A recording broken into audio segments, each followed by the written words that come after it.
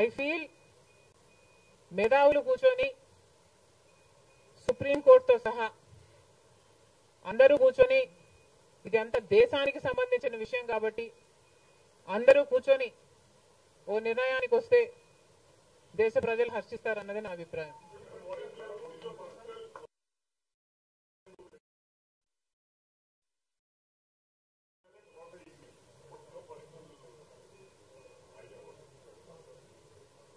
How does it matter what I think personally? Exactly. The reason I want Supreme Court to be involved is because I don't know the entire positives and the negatives of it. So there should be intellectuals, there should be the best of the judicial sitting and discussing over it and see the pros and the cons of it and then come to a decision is what I think. Because as of now, I do not have the entire information of the whole topic.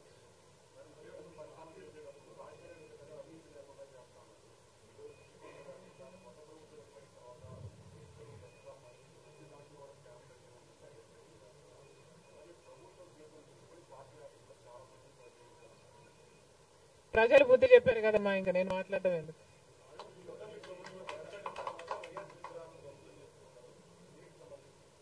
ఇది చాలా దారుణం, ఇది చాలా దారుణం. కేవలం ఒక party ఓడిపోయింది కాబట్టి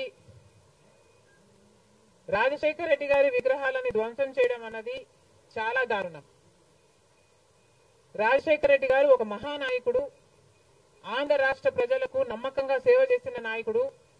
సేవ చేస్తూనే ప్రజల మధ్యలో నేను ఇంకా ఎంతో చేయాలి, సాధించాలి అని రచ్చబండకని బయలుదేరి వెళ్లి చనిపోయిన నాయకుడు రాజశేఖర్ రెడ్డి గారు.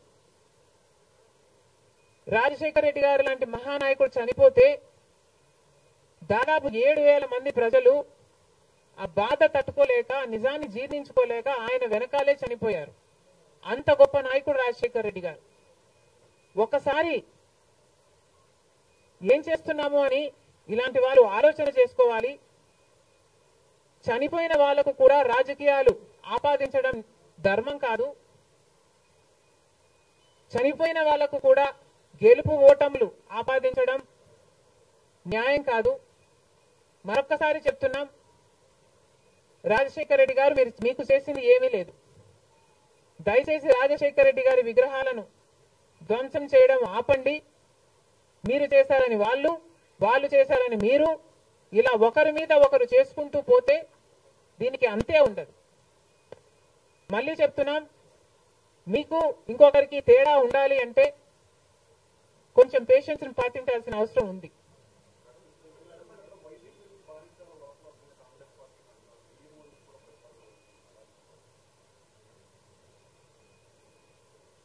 ఈవెన్చువలీ పిల్ల కాలువలన్నీ సముద్రంలో కలవాల్సిందే.